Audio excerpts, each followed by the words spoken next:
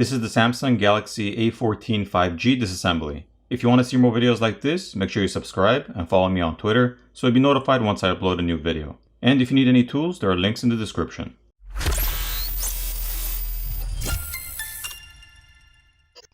To start off, the SIM tray needs to be removed.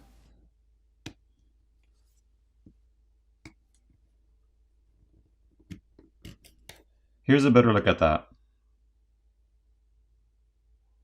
Next, we'll need to get a plastic pry tool in between the back housing and the frame of the screen and run it along the edges to pop off the catches.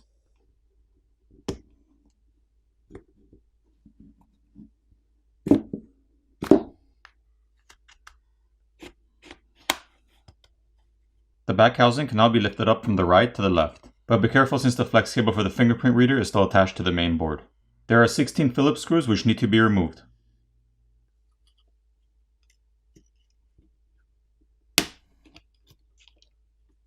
Let's take a closer look at the top plastic cover. The glass camera lens can be replaced by applying heat and gently prying them off, so you don't have to take apart the phone to replace those.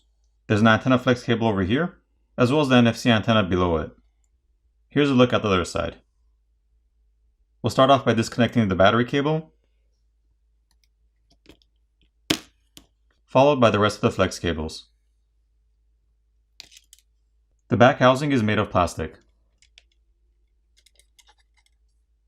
The fingerprint reader is mounted to the side of the back housing, and that can be replaced by just pulling it out. There's some graphite film on the bottom to help transfer heat, as well as numerous antenna flex cables around the border. There are also two coaxial cables on the bottom right side of the board that need to be disconnected by just popping them off.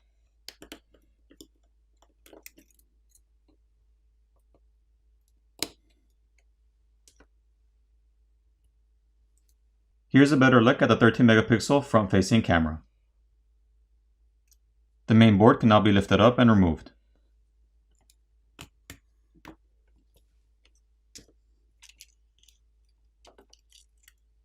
On the main board, there's a 2 megapixel depth camera, a 50 megapixel primary, and a 2 megapixel macro lens. The camera connectors can be disconnected by just popping them off. None of the cameras have OIS or optical image stabilization. There's a secondary microphone located on the top, an LED flash by the primary camera, and the liquid damage indicator, which is that white sticker. There's also copper tape on the shields to help transfer heat. The SIM and memory card reader is located on the back of the board, as well as the proximity sensor, and the connector for the primary camera. There's also more copper tape on the back shields. Once the copper tape is peeled back, we can see thermal paste on top of the RAM and processor, as well as this chip over here. Now this is where it gets interesting. Samsung has finally adopted an adhesive pull pouch for the battery. I'm hoping this is something they'll be using on all their phones moving forward. This is going to make battery replacements much easier. And the thing I love about the adhesive pull pouches, they're designed to be reused. So you won't have to apply any adhesive or any other glue to the replacement battery. You can just reuse this pouch.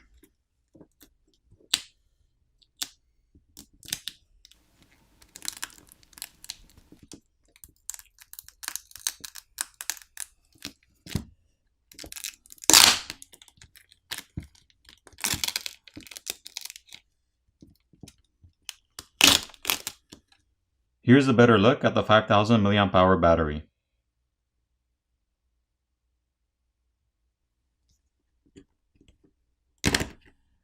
Here's a look at the speaker assembly, and there's a rubber gasket and mesh filter over the opening.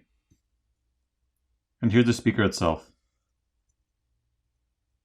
Once the speaker assembly has been removed, we can see that this flex cable connects both the screen and the subboard to the main board.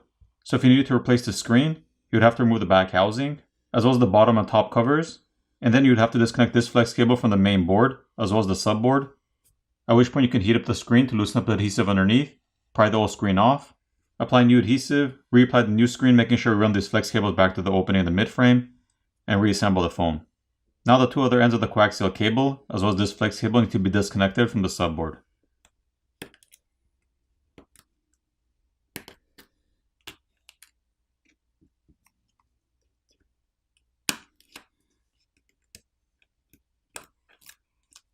The primary microphone is located in between the headphone jack and the charger port.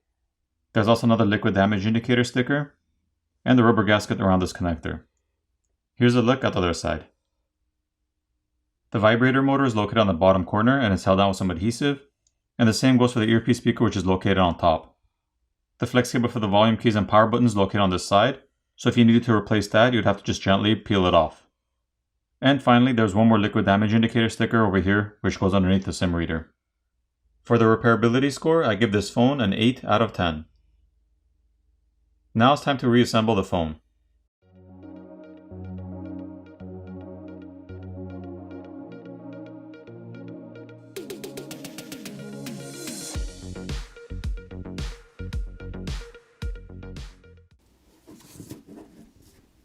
Once everything's put back together, power on the phone, and you're done.